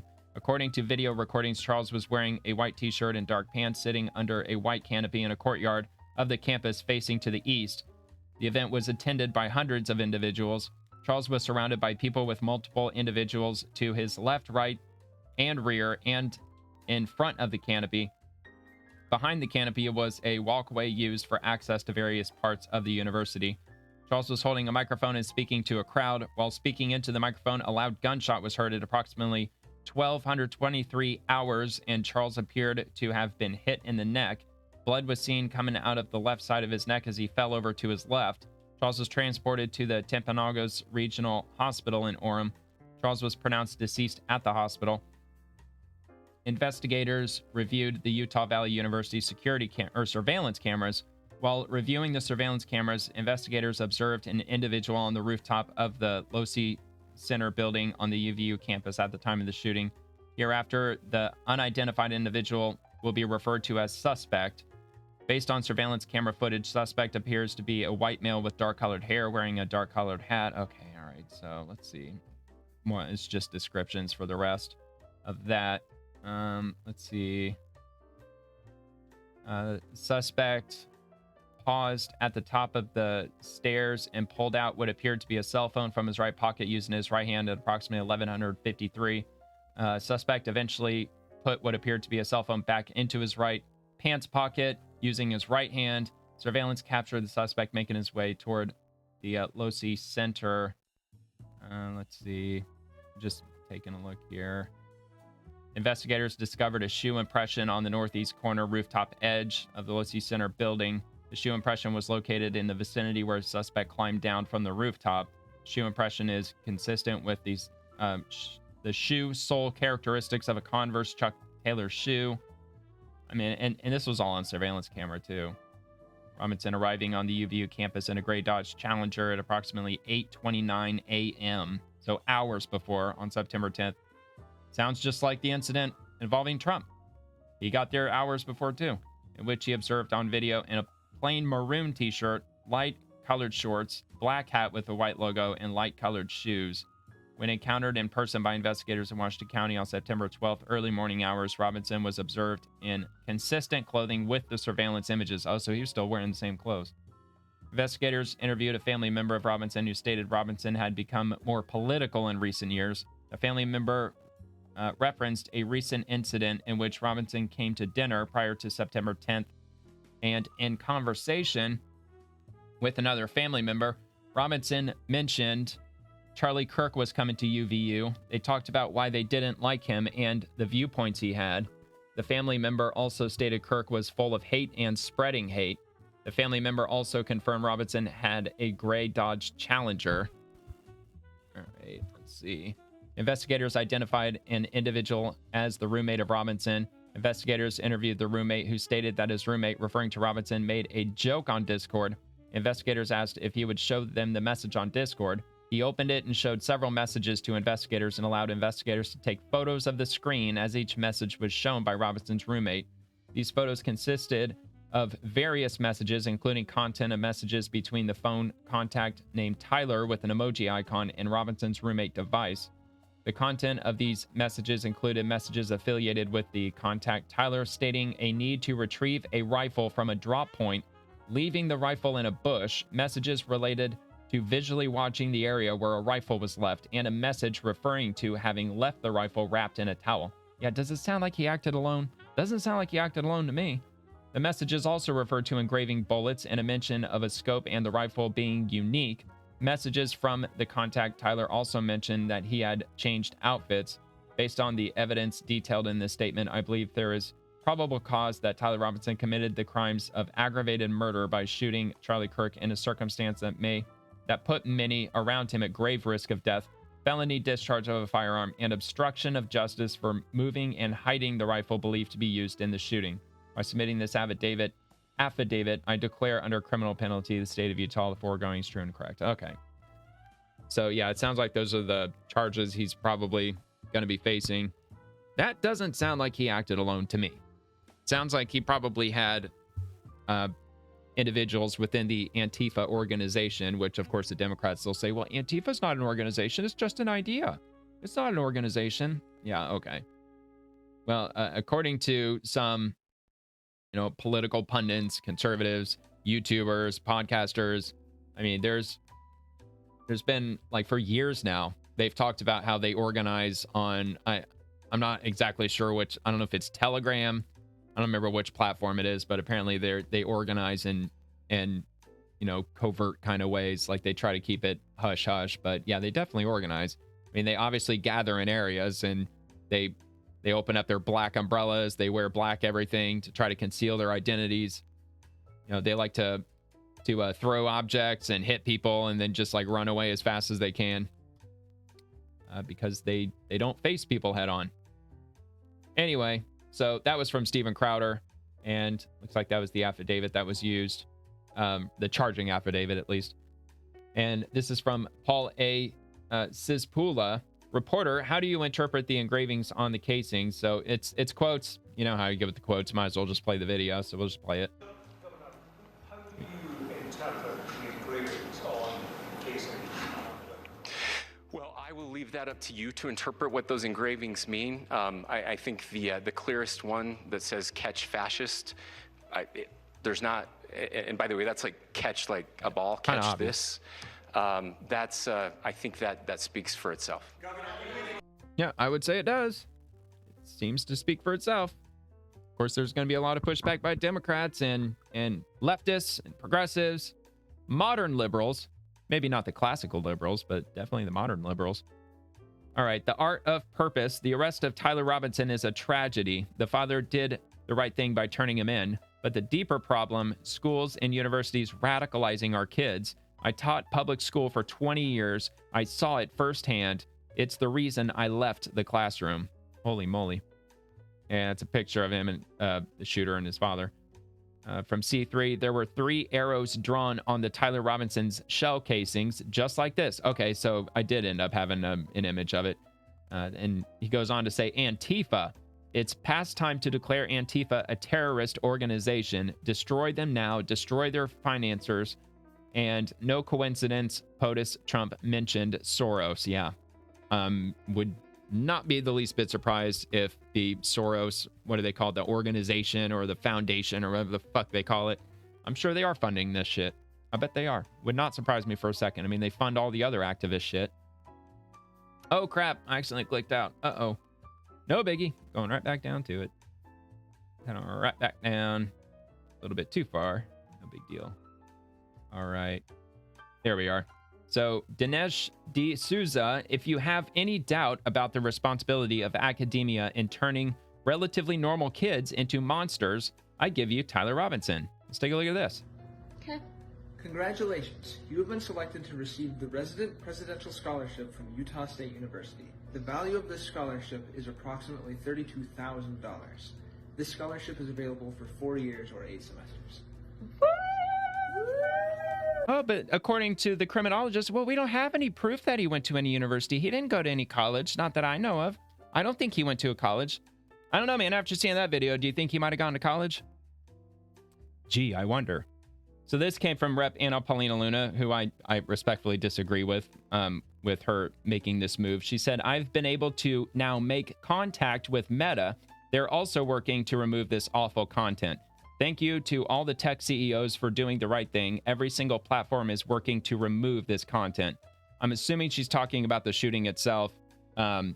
If you haven't seen it, I would not suggest looking at it, especially if you were a fan of Charlie Kirk, even more especially because, I mean, I happened across it on the day that this happened, just looking for topics relating to the shooting to discuss the outpouring of support for him and his family. And just in between the posts, it was just bam right there. And yeah, I'm not ever going to be able to unsee that. So anyway, I'm assuming she's talking about removing different users' posts of that video, but I don't agree with it. And I think I commented. So I said, I respectfully disagree. Scripture calls for us to know our enemy. Censorship is not the answer. Horrible as the event was, everyone must see how evil truly manifests. I totally stand by that. I think it was a really bad idea to suggest that they should take down this because everybody needs to, anybody who wants to see it, I guess I'll just put it that way. I'm not suggesting you go see it, especially if you have a weak stomach or if you have, a lot of respect for Charlie Kirk and you just don't want to see him getting shot. I would not suggest seeing it, but it's out there and it should be out there for anybody who wants to see it because that happened. You can't erase what happened, and it needs to be there for those who really want, to see the event that unfolded. So, and she's my rep. I voted for her. So, I don't know if she actually saw my comment or not. Probably not. I would be surprised if any representatives in Congress or senators even look at anything that they post. I mean, most of it is, it's pretty wildly one direction or the other. I mean, some of those comments, they get a little too hot for YouTube. All right, so moving on to Caroline Levitt. When I ran for Congress at 23 years old, Charlie Kirk was one of the first people to believe in me and endorse my grassroots campaign. That's because Charlie Kirk believed in the potential and promise of young people across our country, and he inspired millions of them to get involved in politics and fight for our nation's conservative values. Charlie positively changed the course of American history, and his legacy will live on. I'm praying that God covers Charlie's wife, Erica, and their 2 beautiful children in his love. I pray they are comforted knowing Charlie is in heaven with the Lord. Quote, I am the resurrection and the life. The one who believes in me will live even though they die, and whoever lives by believing in me will never die. John chapter 11, verse 25 to 26. And there's an image of them together. of course, press secretary for the White House. And Mary Catherine Ham, it does seem like if your job description is to protect people from political assassination, it's a fireable offense to celebrate political assassination. Like, you have disqualified yourself. And she's talking about a Secret Service agent. So this is from Senator Marsha Blackburn. As our nation mourns the devastating loss of Charlie Kirk, a rogue Secret Service agent posted on Facebook suggesting that he deserved to be murdered. I am calling for this agent's immediate termination. It's time to root out the rot in the Secret Service. Not only in the Secret Service, but across the government. Absolutely. And it's definitely scary to know that the vast majority of people who work for the federal government in Washington, D.C., the ones who vote, overwhelming, over 90% of them vote Democrat. And of course, we know that. We know Washington, D.C. has been deeply Democrat for many, many years. And yeah, it's ugly, scary, to be honest. So United States Senate and Sean M. Curran, Director, United States Secret Service. This is the letter that she sent to him. Dear Director Curran, as our nation continues to mourn the horrific and heartbreaking death of Charlie Kirk, an iconic figure in American politics, I write regarding deeply disturbing reporting that has surfaced this evening indicating that one of your employees applauded this atrocity. This Secret Service agent stated in a social media post that, quote, if you are mourning this guy, delete me. He spewed hate and racism on his show. The vitriol did not stop there. This agent went on to say, quote, you can't circumvent karma. She doesn't leave, end quote. Put simply, your employee celebrated and attempted to justify a political assassination. This conduct is inexcusable, and I urge you in the strongest possible terms to immediately terminate his employment. As you well know, over the last year, the United States Secret Service has been an agency full of political actors and one in desperate need of reform. Absolutely. Under the failed leadership of Director Kimberly Cheadle, a massive operational failure within the Secret Service nearly led to President Trump's assassination in Butler, Pennsylvania. Just 2 months later, there was a second attempt on President Trump's life. Even more concerning, it took 2 assassination attempts before the Secret Service finally elevated President Trump's security detail to that of a sitting president. Those blatant failures will forever be a stain on the Secret Service, and this incident today makes clear that 1 year later, bad actors must be rooted out of your agency. President Trump and all Secret Service protectees deserve nothing less. You noted in a statement earlier this year that you recognize the importance of accountability at the Secret Service. I implore you to abide by that statement and ensure that this employee never steps foot in Secret Service headquarters ever again. Thank you for your attention to this urgent matter. So it didn't look like she actually named him. So I don't know if like this might have been like for the media's eyes, and then maybe she might have sent a follow-up letter, detailing the individual. But yeah, so there you have that. Oh yeah, oh no, that's the same tab. Okay, maybe I clicked out of it again. Probably did. I have a tendency to do that. All right, here we go. All right, we're all good. From political polls, also kind of frightening, to say the least, 77% of Republicans believe it is always unacceptable to feel joy at the death of someone they oppose, while only 38% of Democrats share this view. And that was from YouGov. And moving on to Pete Hegseth, we are tracking all these very closely and will address immediately. Completely unacceptable. And that's in response to Sean Parnell, who said, it is unacceptable for military personnel and Department of War civilians to celebrate or mock the assassination of a fellow American. The Department of War has zero tolerance for it. Almost 7 million views. A lot of people saw that. And there's others. I'm going to get to that. Other leaders in the military. Let's see. U.S. Commerce Department. Secretary Lutnick gives his thoughts on the assassination of Charlie Kirk. Quote, Charlie was a great speaker, debater, and thinker, someone who engaged deeply in real discourse. Why would anyone celebrate his death? It's just wrong. It reminds me of the crowds that celebrated after 9/11. People with no moral standing, no moral fiber. It's fundamentally wrong.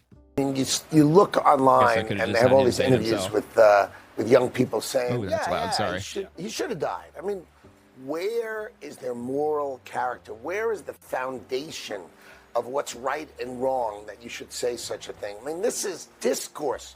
Charlie was a great speaker.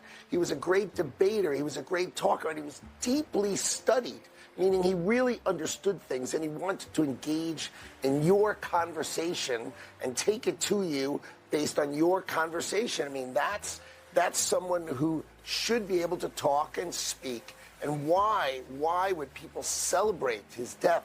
That is just so wrong. Just like, if you think back on 9/11, think of the crowds that celebrated that, right? These were people who have no moral standing, no moral fiber, and they're just fundamentally wrong. Yep, and they're evil. They've been brainwashed, and they've been brainwashed to the extent that they're now engaging in the art of self-brainwashing. Basically, when they hear one single word that they have programmed themselves to not want to hear, they plug their ears, scream la la la, and they run away. I mean, that's how much that they have devolved on the left. Perhaps not all of them, but way too many of them. So this is from the Office of the Secretary of the Air Force. The Department of the Air Force is aware of inappropriate comments concerning recent political violence. This behavior is unacceptable and contrary to our core values. Airmen and guardians are expected to uphold the highest standards of professionalism and conduct at all times. And we have another one. Secretary of the Navy, John C. Phelan. I am aware of posts displaying contempt toward a fellow American who was assassinated. I want to be very clear. Any uniformed or civilian employee of the Department of the Navy who acts in a manner that brings discredit upon the department, the U.S. Navy, or the U.S. Marine Corps will be dealt with swiftly and decisively. And we have another one, or I thought we did. Okay, maybe not. I thought I had one more, but I think maybe I read them all. So Tyler Bowyer, thank you for bringing our hero home. And that's at the Vice President, J.D. Vance. They flew Charlie Kirk's body back to Phoenix, Arizona in Air Force 2. And J.D. Vance was there for the whole thing. So it was pretty amazing.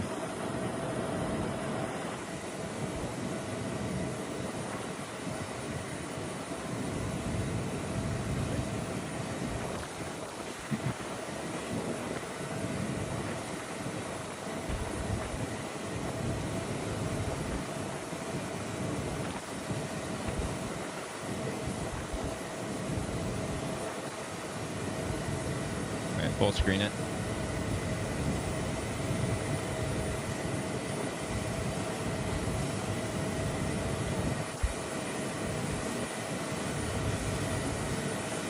I'm not sure who's up there in the front with JD Vance. There's another individual next to him in the front.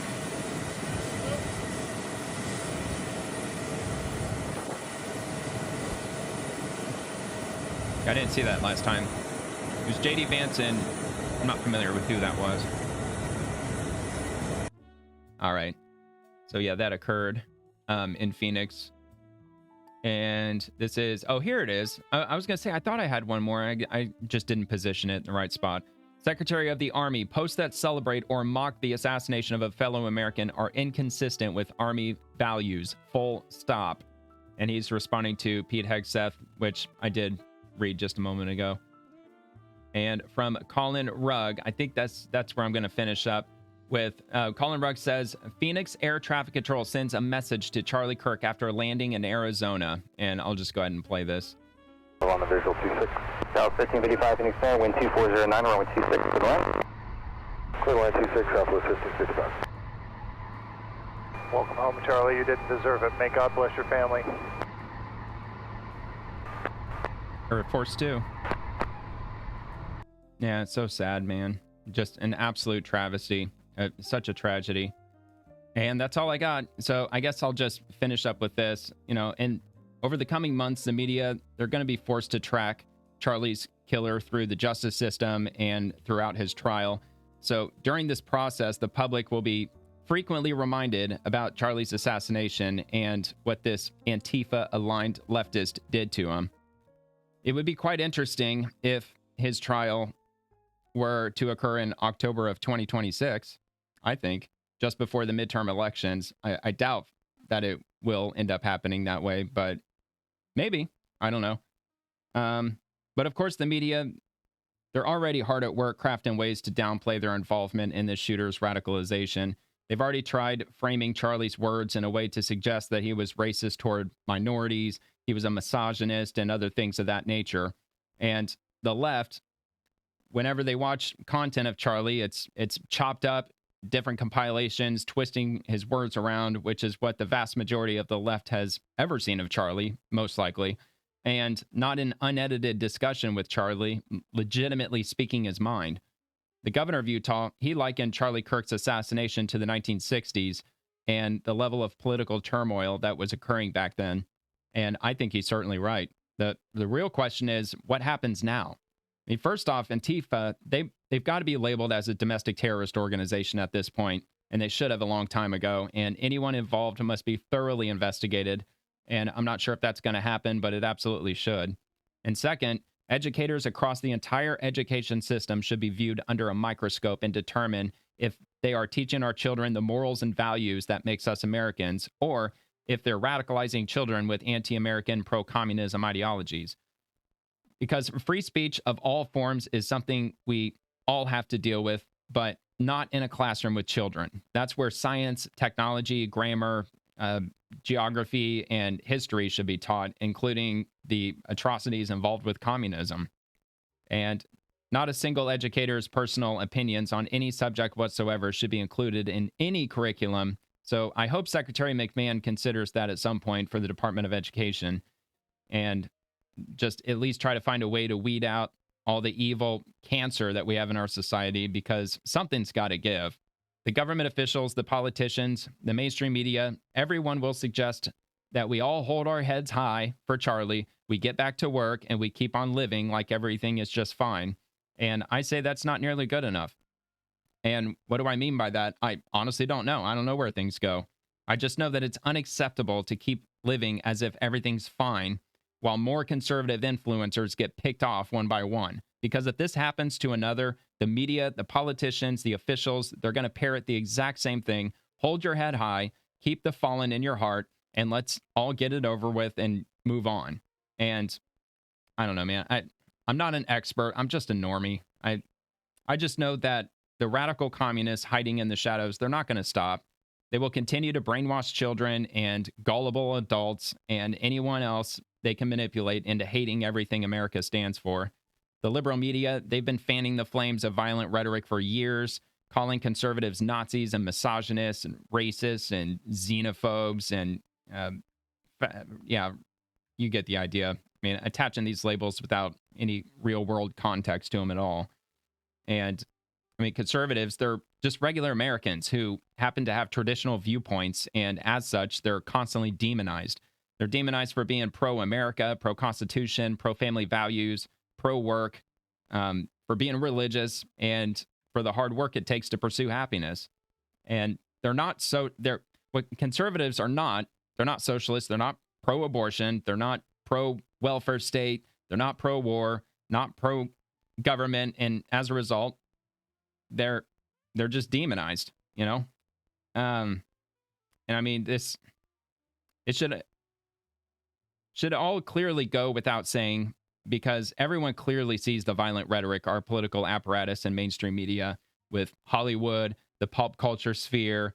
They've been pushing this for the last decade at least, probably several decades at this point, and it's all in the name of power and ultimately depopulation. That's where I think all roads lead to in this circumstance. The left they've sent out a loud and clear message over and over again that the language will continue getting harsher, the threats will become more frequent, and the violence against the right will keep getting worse. And they target the conservatives' most vulnerable weakness, which is their desire to work hard every day, to raise their family, to save money, worship God, and to pursue happiness. And they want to live in a peaceful nation, and the radical left, they want anything but that. Over and over again, we keep hoping things simmer down, and law and order and justice will prevail, but each passing day, that seems less likely. I mean, I'm not sure where things go from here, but I guess we'll just have to see. So, I mean, one thing I think our society can implement that I think would cool down tensions would be to stage a public hanging of Charlie's killer. That's what I think. I think that the consequences that our justice system can provide, it should be shoved into the mainstream. And if you commit acts of political terrorism in America, which leads to death, you should be paraded through the streets by the authorities and sent to the fucking gallows. But I don't have all the answers. I'm just a regular guy in America, like pretty much all of us. And I just hope that we come up with some way to just stop the political violence before it's too late. And I don't know, man. With that, I hope you have a great rest of your night. Hope you have a great weekend. And God bless America.